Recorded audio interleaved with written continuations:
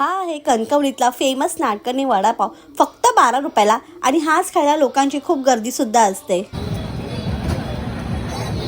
खूपच मोठी आहे साईज. अरे पोट भरून जायला ह्याच्या वडा, एवढा मोठा वडापाव मध्ये. तुम्ही साईज बघू शकता.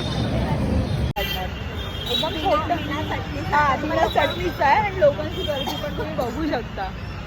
बाजू लोक इथे गाड्या बिड्या लावून घ्यायला येत आहेत वडापाव. एवढा भारी वडापाव आहे नाडकर्णीचा.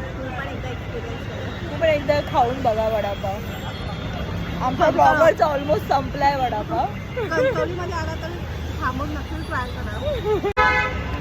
गरम गरम आहे म्हणून हा चांगला लागतोय. पण अदरवाईज मला तर नॉर्मल बटाट्याची भाजी पावात, ते पण सुक्या पावात विदाऊट चटणी वाटते.